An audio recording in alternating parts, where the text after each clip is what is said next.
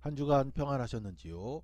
2월 넷째 주 소요리 문답 강좌 시작하도록 하겠습니다. 먼저 전체적인 개요가 되겠습니다. 4문항부터 12문항까지는 신론에 대한 내용입니다. 신론에 대한 내용도 크게 두 가지로 나눌 수가 있습니다. 하나님의 존재, 또한 하나님의 사역, 이렇게 나눌 수 있습니다. 하나님의 존재는 네 번째 문항, 하나님의 속성, 다섯 번째, 하나님은 한 분이시다, 여섯 번째, 삼위일체의 내용을 담고 있습니다.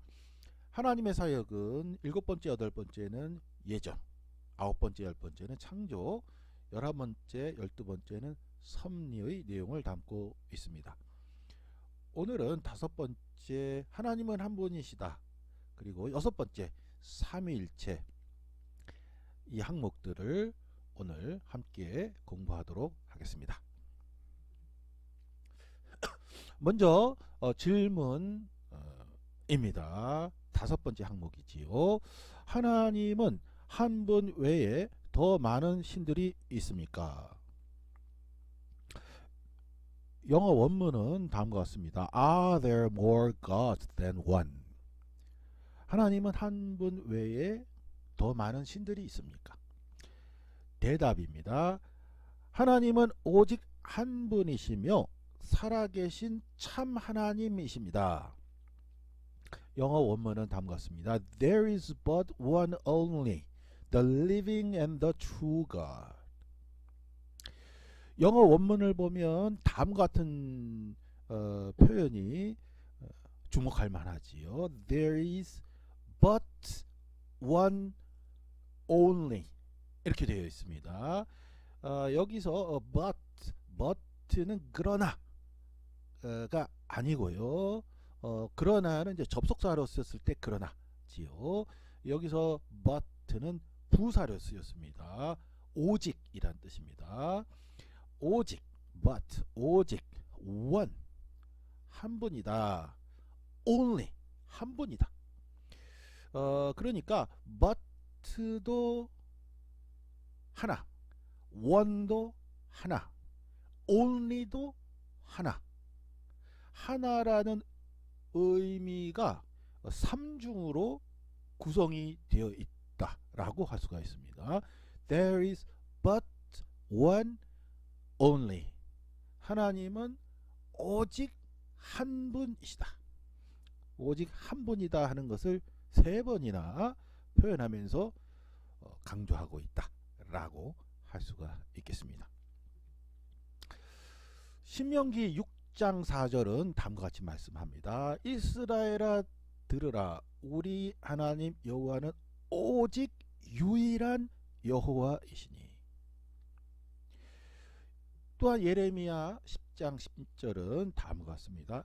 오직 여호와는 참 하나님이시요 살아계신 하나님이시요 영원한 왕이시라. 그 진노하심이 땅에 진동하며 그 분노하심을 이방이 능히 당하지 못하느니라. 이처럼 성경은 하나님은 오직 한 분이시다 라고 여러 곳에서 선포하고 있습니다. 결론은 아주 명료합니다. 하나님은 한 분이시다. 하나님은 한 분이시다. 다른 신은 없다 하는 것이 우리 기독교 신앙의 가장 중요한 핵심이라고 하겠습니다. 제가 독일 유학 시절에 있었던 일입니다. 제가 독일에 1997년에 유학을 갔습니다. 당시에 97년에 처음 독일에 유학을 간 곳은 이제 뮌헨이었습니다. 뮌헨 대학에서 2년 동안 이제 공부를 했습니다. 그 이후로는 하이델베르크 대학으로 옮겨서 이제 박사학위를 마치고 이제 우리나라에 들어왔습니다. 처음에 2년 동안 이제 뮌헨 대학에서 이제 공부를 했습니다. 그때 당시에 수업을 이제 참가하면서 다음 같은 경험을 한 적이 있습니다. 교회사 수업 시간이었습니다. 그 수업은 제가 독일에 간 지 얼마 안 됐을 때, 한 1년 정도밖에 안 됐을 때 참가한 수업이었기 때문에 저는 이제 독일어를 잘 못하는, 1년밖에 안 됐으니까 잘 못하는 그런 상황이었습니다. 그런데 그때 당시에 저보다 한 5년 정도 먼저 유학을 온 다른 유학생이 있었는데, 그 유학생이랑 굉장히 친하게 지내게 됐습니다. 그 유학생은 일본에서 온 유학을 온 일본 학생이었습니다. 공교롭게도 나이도 같은 나이였습니다. 같은 나이니까 이제 동갑인 거죠. 그 학생도 그렇고 저도 그렇고 이제 동아시아 출신이니까 이제 동갑이라는 그런 특별한 그런 이제 공감대가 있지 않습니까? 동갑이라고 그 친구가 또 굉장히 또 반가워했었고요. 저보다도 그 친구가 저를 굉장히 좋아해서 여러모로 많이 챙겨 주었습니다. 그 친구는 이제 결혼을 해서 부인과 어린 자녀들, 아기들이었는데 이제 가족이 생활을 하고 있었습니다. 근데 그 친구는 한 5년 됐었고요. 저를 또 굉장히 좋아하고 반가워하고, 동아시아에서 온 학생은 이제 그 친구하고 이제 저하고 이제 둘만 있었는데 좀 외로웠었나 봐요. 저를 보니까 너무 좋아하면서 챙겨주고 참 가깝게 지냈습니다. 근데 그 친구가 이렇게 많이 도와주면서 부탁을 한 가지가 있었는데, 자신의 집에 와서 식사 같이 하자. 또 부탁도 이제 그게 부탁이에요. 그래서 갔죠. 갔더니 그 부인이 또 식사를 잘 차려줘서 그 아이들하고 어린 자녀들하고 친구하고 또 부인하고 같이 식사 그 집에 가서 몇 번 했습니다. 저는 굉장히 좋은 추억으로 기억으로 있습니다. 그 미넨에서 같이 이렇게 지냈는데요. 2년 정도 있었기 때문에 같이 교제한 기간은 이제 많지는 않습니다. 제가 하이델베르크로 옮긴 이후로는 이제 연락이 되지 않아서 이제 연락이 끊긴 그런 상황이 됐습니다. 그런데 저희가 이제 같이 교회사 수업을 참가했을 때 어떤 한 발표가 있었는데, 그 발표를 통해서 이야기하면서 제가 알게 된 내용이 있었습니다. 그 내용을 설명하기 위해서 저의 경험을 말씀드린 것입니다. 하나님은 한 분이시다 하는 주제가 나왔습니다. 교회사에서 어떤 발표에서 그 주제가 나왔습니다. 그런데 그 주제가 나와서 토론이 수업 시간에 토론이 이루어졌는데, 그때 제가 뭐라고 이야기를 했냐면, 일본에서는 가미는 이제 신이지 않습니까? 일본어로 신을 이제 가미라고 하지요. 가미가 일본에서는 300만 신이 있다. 가미가 300만 있다. 라고 이제 언급을 했습니다. 그랬더니 그 친구가 빙긋 웃으면서 아니라고 교정을 해줬습니다. 300만이 아니고 700만이다. 7밀리언엔 독일어로 7밀리언스, 7밀리언엔 700만이다 라고 웃으면서 교정을 해줬습니다. 저는 그때까지 일본의 가미가 300만이라고 책에서 봤나 이제 알고 있었는데, 그게 아니고 700만이다 라고 일본에서 온 그 친구가 교정을 해줬습니다. 그 친구는 제 기억으로는 또 어머니가 목사님이라고 그랬습니다. 또 4대째 신앙의 집안 이라고 해요. 일본은 기독교인이 극소수지 않습니까? 일본인으로서 기독교인이라는 것도 저는 신기했는데 또 4대째 믿음의 집안이었던 거예요. 그래서 저도 나는 한국에서 4대째 집안이다, 내가 4대째다 라고 했더니 그것도 또 반갑다고 저를 뭐더 좋아했었는데요. 아무튼 어머니가 또 목사님이라고 하기도 하는데 그 친구가 이제 일본에서 나서 자랐기 때문에 이제 정확하겠지요. 일본에는 이제 신이 700만 명의 신이 있다 라고 이야기하는 것을 들었습니다. 그렇습니다. 일본은 뭐 그런 사정이 있는지는 모르겠습니다만은 아무튼 온 천지를 통틀어서 하나님은 한 분이다. 하나님 외에는 신이 전혀 없다가 우리 기독교 신앙의 가장 기본 핵심이라고 할 수가 있습니다. 하나님 외에는 어떤 신도 없다. 그리고 하나님은 오직 한 분이다. But one only. one 한 분이다. 하는 내용을 소요리 문답 5번째 항목에서 분명히 밝혀주고 있습니다. 그 다음으로 살펴볼 것은 6번째 항목이 되겠습니다. 먼저 질문입니다. 하나님의 신격에는 몇 위가 계십니까? 영어 질문입니다. How many persons are there in the Godhead? 네, 여기서 굉장히 어려운 단어가 나왔습니다. 몇 위가 계십니까? 위. 여기서 위라는 말은 헬라 원어로는 이제 히포스타시스라는 단어입니다. 히포스타시스는 이제 위로 한자로는 그렇게 표기를 했습니다. 한자로 위로 표기했는데요. 헬라 원어는 히포스타시스라는 단어입니다. 한자로는 위, 삼위일체 할 때 삼위에서 그 위에 해당한 단어는 헬라 원어는 히포스타시스인데 히포스타시스를 영어에서는 person으로 번역을 했습니다. 그러니까 person이 먼저 있고 히포스타시스가 있었던 것이 아니라 원래 히포스타시스가 먼저 있고 영국에서는 person이라는 단어로 히포스타시스를 번역한 거지요. 우리 동아시아에서는 위, 삼위일체 할 때 그 위에 해당하는 단어입니다. 따라서 한자 위라든지 영어 person이란 단어에 너무 집중하지 않는 것이 좋습니다. 그건 번역된 단어이기 때문에 그렇죠. 헬라 원어는 이제 교부들이 삼위일체 논쟁할 때 히포스타시스라는 단어를 사용을 해서 논의를 이어가게 되었었지 않습니까? 그렇습니다. 그래서 how many persons are there in the Godhead는 하나님의 신격에는 몇 위가 계십니까? 라고 번역을 해야 됩니다.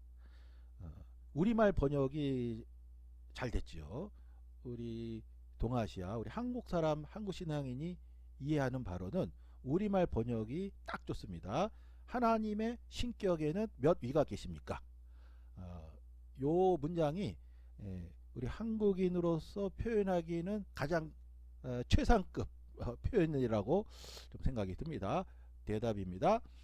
하나님에게는 성부, 성자, 성령의 3위가 있는데 이 셋이 한 하나님이며 본질이 같고 능력과 영광이 동등합니다.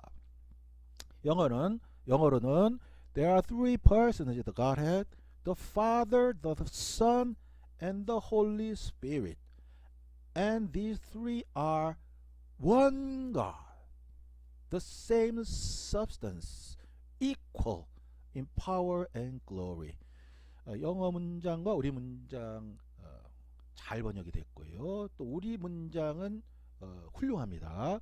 우리 한국 신앙인들이 이해하기에 훌륭합니다. 하나님에게는 성부, 성자, 성령의 3위가 있는데 이 셋이 한 하나님이며 본질이 같고 능력과 영광이 동등합니다. 그렇습니다. 삼위일체의 내용을 질문 6에서 질문 6과 질문 대답 6 여섯 번째 항목이 삼위일체 내용을 주제를 담고 있습니다. 여섯 번째 항목인 이 삼위일체 내용은 단언컨대 1번부터 107번 소일이 문답 전체 항목 중에 가장 어렵습니다. 또한 가장 중요합니다. 1번부터 107 전체 중에 가장 어려운 항목을 골라라. 가장 중요한 항목을 골라라 하면은 이 삼위일체 여섯 번째 이 질문과 대답을 꼽을 수 있을 정도로 가장 어렵고 또 중요한 내용이다라고 할 수가 있겠습니다. 이렇게 가장 어렵고 가장 중요한 질문을 오늘 함께 공부하려고 하는데요. 이제 저희들에게 주어진 시간은 한 15분 정도밖에는 없습니다.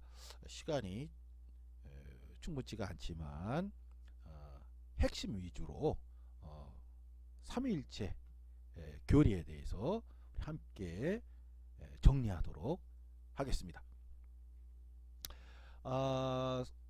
삼위일체 하나님은 성경에서 도출된 그런 신학 사상이다 라고 할 수가 있습니다. 성경 전체가 삼위일체 하나님을 나타내주고 있습니다. 그 중에서 한 구절 안에서 삼위를 언급하는 구절 가운데 가장 대표적인 구절이죠. 마태복음 28장 19절입니다. 그러므로 너희는 가서 모든 민족을 제자로 삼아 아버지와 아들과 성령의 이름으로 세례를 베풀고 성부 성자 성령 삼위격을 한 구절 안에서 한 표현 안에서 언급하고 있습니다. 삼위일체 교리는 다름 아닌 성경이 우리에게 알려주는 하나님 존재에 대한 이해다 라고 하겠습니다. 요한복음 17장 5절을 보면 다음과 같이 되어 있습니다. 예수님께서 제자들과 마지막 고별 대화를 하시죠. 요한복음 13장부터 17장까지를 고별 대화라고 하거든요. 그 중에서 17장은 대제사장적 기도다. 이제 그런 제목까지 있습니다. 요한복음 17장은 요한복음 17장에 그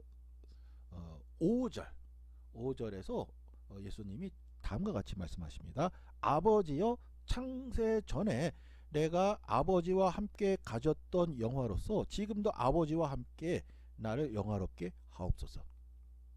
예수님께서 이제 잡히시기 바로 직전입니다.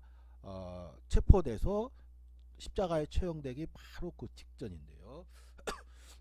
예수님께서 이제 공생애를 수행하고 계시는 중이었죠.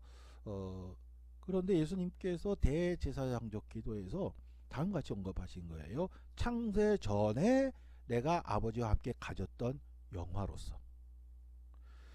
창세 전에 지난 시간에 언급했습니다만은 기독교는 시간의 시작과 끝을 언급하지요. 시간의 시작은 창조입니다. 시간의 끝은 종말입니다. 시간의 시작과 끝, 시간이라는 것은 하나님께서 세상을 창조하셨기 때문에 시간이 생겨난 거지요. 따라서 하나님은 시간의 주관자요, 시간을 초월하신 분이라고 할 수가 있습니다. 그런데 시간의 시작 그 이전에, 창세 전에, 시간의 시작 이전에 아들이 아버지와 함께 영화로운 가운데 영광 중에 계셨다 라고 하시는 말씀인 것이죠. 이 외에도 성경의 여러 곳에서 언급된 그런 내용들을 종합해서 신학적으로는 삼위일체 교리가 형성이 됐는데 삼위일체 교리를 삼위일체를 다음과 같이 둘로 구분하기도 합니다. 내재적 삼위일체, 외재적 삼위일체 이렇게 둘로 구분하기도 합니다. 내재적 삼일체는 창조 이전에 영원 전부터 본래부터 삼위일체로 계신 분을 내재적 삼위일체라고 하고요. 시간의 시작 이후 예수님께서 온 인류의 구원 사역을 위해서 인간의 몸으로 이 땅에 오셨지 않습니까? 삼위일체가 해체된 것이 아니고 여전히 삼위일체입니다. 그러나 구분은 할 수가 있죠. 그래서 그것을 가리켜서 위격을 이제 구분할 수가 있는 거죠. 그래서 그걸 가리켜서 외재적 삼위일체, 다른 말로는 역사적 삼위일체. 그러니까 외재적 삼위일체, 역사적 삼위일체 같은 개념입니다. 그렇게 구분하기도 합니다. 요한복음 1장 1절부터 5절은 다음과 같습니다. 태초에 말씀이 계시니라. 이 말씀이 하나님과 함께 계셨으니 이 말씀은 곧 하나님이시니라. 그가 태초에 하나님과 함께 계셨고 만물이 그로 말미암아 지은 바 되었으니 지은 것이 하나도 그가 없이는 된 것이 없느니라. 그 안에 생명이 있었으니 이 생명은 사람들의 빛이라. 빛이 어둠에 비치되 어둠이 깨닫지 못하더라. 태초에 말씀이 계시니라. 그래서 말씀은 예수님이죠. 이 말씀이 하나님과 함께 계셨으니 하나님과 함께라고 했으니까 하나님과 함께해서 하나님은 성부지요. 성부와 함께 말씀이 계셨다. 성부와 함께 성자가 계셨다. 이 말씀은 곧 하나님이시니라. 성자는 하나님이시다 하는 거지요. 그래서 이 말씀이 하나님과 함께 계셨으니 해서 하나님과 할 때는 정관사가 있어요. 하나님 호테오스 이렇게 되고요. 이 말씀은 곧 하나님이시다. 이 말씀은 하나님이시다 해서 관사가 없어요. 속성을 보어로서 설명해 주니까 말씀이 하나님이다 하기 때문에 거기서 관사가 없습니다. 그런데 3절에 보시면 만물이 그로 말미암아 지은 바 되었으니 지은 것이 하나도 그가 없이는 된 것이 없느니라. 천지 창조를 3절에서 언급합니다. 시간의 시작은 3절부터인 것이죠. 그런데 시간의 시작 이전에 성자가 하나님과 함께 하나님으로서 계셨다라고 요한복음은 보도하고 있는 것이죠. 삼위일체를 이해하는 데 있어서 굉장히 중요한 그러한 근거 구절, 근거 본문이라고 할 수가 있습니다.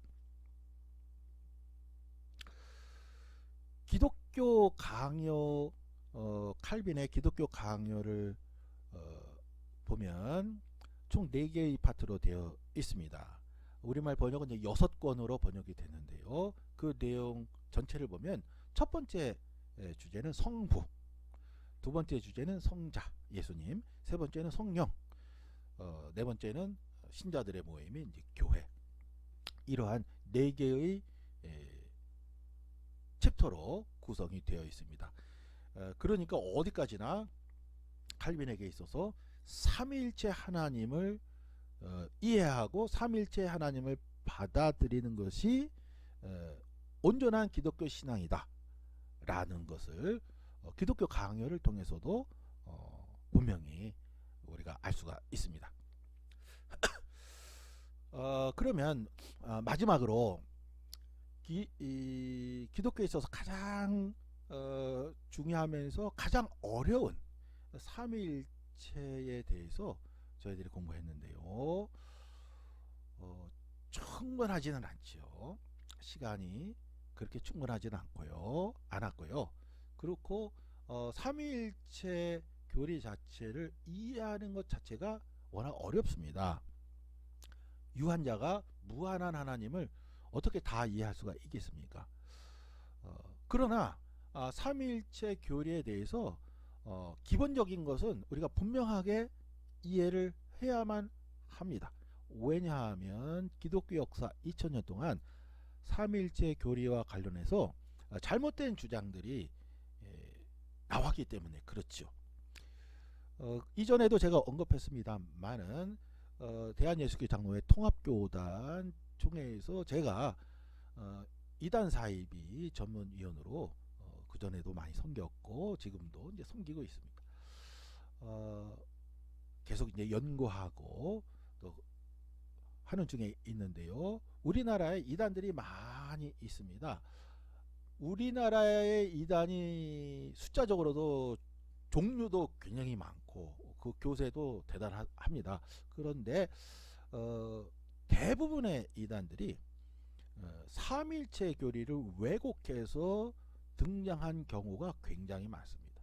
삼일체 교리를 왜곡해서 일반 신자들이 삼일체 교리가 어렵기 때문에 제대로 공부할 기회가 없어서 미처 충분히 이해하지 못한 빈틈을 파고들어서 잘못된 주장이 잘못된 사상이 파고들어서 이단 사상으로 이끌어가는 경우가 많이 있습니다. 국내 이단뿐만이 아니라 기독교 역사 전체를 놓고 봐서도 삼일체 관련해서 가장 중요한 이단들은 대부분 다 삼일체 관련해서 등장했다라고 할 수가 있습니다. 그 중에서 크게 세 가지로 구분할 수가 있습니다. 첫 번째 종속설입니다. subordinationism이라고 하는데요. 종속설은 성자가 성부에게 종속이 됐다. 또는 성령이 성부 또는 성자에게 종속되어 있다. 라고 생각하는 것입니다. 가장 대표적인 예는 이제 아리우스 주의가 되겠지요. 아리우스란 사람은 첫 시간에도 언급했었습니다. 아리우스란 사람이 등장해서요. 아리우스라는 사람이 뭐라고 주장했냐면은 성자, 그러니까 예수님이 성부에 종속되어 있다. 그러니까 성부가 먼저고 그 다음 성자다. 순서가 있다. 그러니까 존재하지 않은 적이 있었다. 성자가 성부 다음이니까.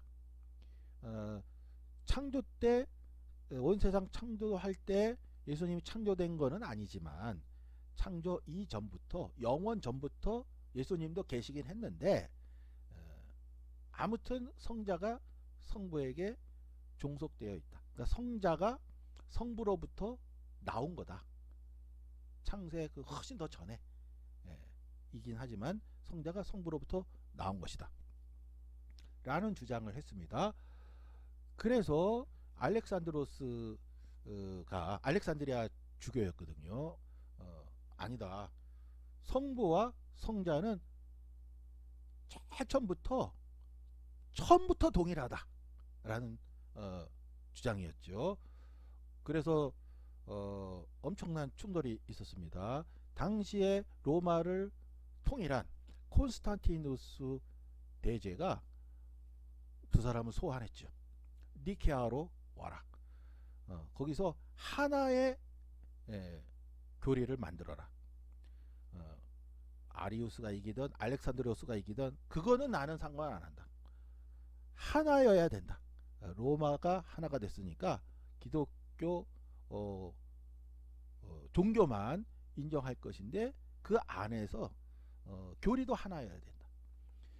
그렇게 한 거죠. 그래서 그 유명한 제 1차 니케아 종교회의가 325년 지금부터 1700년 전이죠. 1700년 전에 콘스탄티누스 황제에 의해서 제 1차 니케아 회의가 소집이 된 것입니다. 이 아리우스 주장 때문에 그렇게 된 것이죠.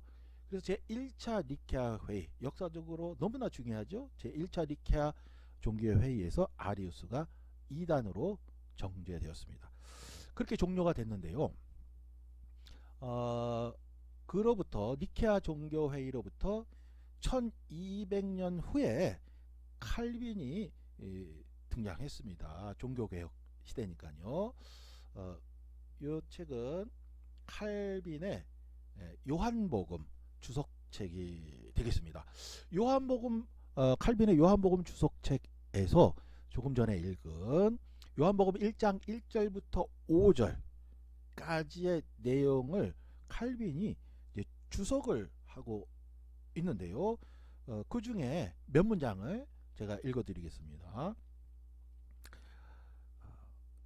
요한복음 1장 1절 태초에 말씀이 계시니라 말씀이 하나님과 계셨으니 이 말씀은 곧 하나님이시니라에 대한 주석을 칼빈이 다음같이 하고 있습니다. 그리스도의 신적 본질에 대하여 한 채의 의구심도 남겨놓지 않기 위해서 복음서 기자는 그리스도가 하나님이시라고 분명하게 못을 박는다. 그런데 오직 한 분 하나님이 존재하시는 것이기 때문에 그리스도는 성부 하나님과 동일한 본질을 지니고 계시기는 하지만 어떤 점에서 성부 하나님과 구별되어 존재하신다는 결론이 나온다. 세 위격 간의 신적 본질의 단일성과 관련해서 아리우스는 칼빈으로부터 1200년 전 최초의 종교의 니케아 회의 이단이 된 아리우스지요. 아리우스는 그리스도의 영원한 신성을 인정할 수밖에 없는 상황을 회피하기 위해서 나는 그런 허구적인 신을 알지 못한다고 실없는 말들을 늘어놓았다. 그러나 우리로서는 이 말씀은 곧 하나님이셨다는 요한의 말을 듣고서 어떻게 더 이상 그리스도의 영원한 본질에 대하여 의심을 품을 수 있겠는가. 칼빈 선생님이 웬만하면 흥분하지 않는 참 침착한 분이신데 에도 불구하고 요한복음 1장 1절을 주석하면서 1200년 전 니케아 1차 회의 때 상황을 언급하면서 아리우스를 언급하면서 흥분하는 그런 내용이 칼빈의 요한복음 주석에 담겨 있습니다. 정리하면 다음과 같습니다. 종속설은 이단으로 규정이 됐습니다. 성자가 성부에게 종속이 됐다든지 또는 성령이 성부나 성자에게 종속되어 있다라고 생각하는 것은 종속설이라고 해서 이단으로 규정이 됐습니다. 잘못된 주장인 것이죠. 성부, 성자, 성령은 동등합니다. 처음부터 끝까지 동등합니다. 두 번째로는 이제 양태론이 되겠습니다. 영어로 모달리즘이라고 하는데요. 양태론은 우리가 간단하게 이해해서 다음과 같은 내용입니다. 구약 시대에는 야훼 하나님으로 나타나신 분이 신약 시대에는 예수님으로 나타났고, 신약 시대 예수님으로 나타난 분이 그 이후 교회 시대에서는 성령으로 나타나신 거다. 양태 나타나신 거다. 한 분이 시대마다 다른 측면을 보여준 것이다 라는 것이 바로 양태론이 되겠습니다.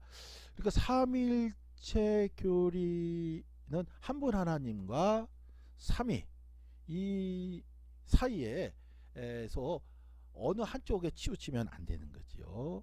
양태론은 그러니까 하나라는 것을 지나치게 강조한 경우라고 하겠습니다. 양태론자들은 교회 역사에서 다 이단으로 정죄되었습니다. 한 분이 보이는 각도에 따라 다른 거다. 이거는 잘못된 주장입니다. 삼위입니다. 그리고 삼신론이 또 있습니다. 트리테이즘이라고 해서 트리 하면 삼이란 뜻이고요. 테이즘은 테오스. 신이 세 분인 거다. 그러니까 성부 하나님 따로 있고 성자 하나님 따로 있고 성령 하나님 따로 있고 총 세 분이 있는 거다. 이것도 이단입니다. 이단으로 규정이 됐습니다. 세 분으로 따로 계신 게 아닙니다. 삼을 너무 강조한 거지. 하나를 너무 강조하거나 삼을 너무 강조해서는 또 안 되는 것이죠. 삼위일체가 우리가 이해하고 받아들이는 기독교 신앙인 것입니다. 그러니까 어렵죠. 이해하기가 어렵죠. 어렵긴 하지만 어느 한쪽에 치우쳐서 강조하게 되면 종속설, 양태론, 삼신론, 기독교 역사상 이단들이 너무나 많이 나왔고요. 우리나라에 현재 있는 이단들도 이 삼위일체의 빈틈을 파고들어서 온갖 그런 허황된 주장들을 펼치고 있습니다. 이해하기 어렵긴 하지만 이렇게 역사적으로 이단이 많았고 현재 우리나라에도 이단이 많기 때문에 올바른 이해가 꼭 필요하다라고 하겠습니다. 마지막 결론입니다. 고린도후서 13장 13절입니다. 주 예수 그리스도의 은혜와 하나님의 사랑과 성령의 교통하심이 너희 무리와 함께 있을지어다. 한 구절 안에서 3위가 언급이 되는 그런 구절 가운데 또 하나라고 하겠습니다. 고린도후서 13장 13절. 이 구절은 특별히 축도 본문으로 채택이 되었습니다. 그래서 목사님들이 예배 마치고 축도할 때 고린도서 13장 13절을 축도 본문으로 사용하지요. 주 예수 그리스도의 은혜와 헤카리스투 큐리고 예수 그리스도 헤카리스 은혜 카이 그리고 아가페 헤아가페 투테오 하나님의 아가페 사랑 그리고 교통하심 여기서 교통하심은 헬라어로 코이노니아라는 단어예요. 코이노니아 하기오 푸뉴마토스 성령의 거룩한 영의 코이노니아 그 다음 메타 반톤 휘머 너희 모두와 함께 이렇게 되어 있는데요. 그래서 코이노니아라는 한 단어를 예전에 우리말로 번역할 때 코이노니아 친교 친교는 이렇게 좀 거룩함이 느껴지지가 않는다. 기타 치고 이렇게 찬양하는 레크레이션 하는 느낌이다. 그래서 친교라는 말을 사용하기를 꺼려 했습니다. 그래서 함께 있는 거는 전체 서술어죠. 메타 판톤 히머 너희 무리와 함께. 그래서 이 코이노니아라는 한 단어로 되어 있는 헬라어의 단어를 어떻게 할까 고심하다가 할 수 없이 성령의 사역 여러 가지를 여러 단어를 죠. 함께 하시고 교제하시고 충만하시고 그런 걸 이제 딱 이렇게 넣게 된 이유가 이 코이노니아라는 단어 친교로 직접 번역하기를 우리나라 사람들이 좀 꺼려했기 때문에 그랬다라고 볼 수도 있겠습니다. 아무튼 순서가 예수, 성자, 성부, 성령 요 순서지요. 그래서 교회에서 예배 마치고 축도할 때도 주 예수 그리스도의 은혜 그 다음에 성부 하나님의 사랑 성령님의 교통하심 이렇게 순서대로 축도 본문이 이루어지고 있습니다. 고린도 후서 13장 13절이라 하면 고린도 편지의 맨 마지막이거든요. 고린도 전서와 고린도 후서 고린도 후서에 보면 눈물의 편지도 그 안에 있고요. 바울의 고생남도 있고요. 고린도 교회와 그야말로 파란만장한 그런 엄청난 그런 이제 관계가 있었지 않습니까? 그것의 맨 마지막 구절입니다. 주 예수 그리스도의 은혜와 하나님의 사랑과 성령의 교통하심이 너희 무리와 함께 있을지어다. 바울을 그렇게 고생시킨 고린도 교회에 정말 눈물의 편지, 눈물로 편지까지 쓰기도 했던 바울이 결국 고린도 교회에게 보낸 마지막 문장이 복을 빌어주는 그러한 말씀이 되겠습니다. 그래서 그 바울의 그 정신을 이어받아서 모든 교회에서 예배 마칠 때 축도 본문으로 사용하고 있는 것이죠. 바로 이 축도 본문으로 사용하고 있는 고린도서 13장 13절에서 성부, 성자, 성령이 나란히 언급되고 있다라고 할 수가 있겠습니다. 이렇게 해서 지난 시간과 이번 시간 2시간에 걸쳐서 하나님의 속성에 대해서 함께 공부했습니다. 오늘 강좌는 여기서 마치도록 하겠습니다. 수고 많으셨습니다.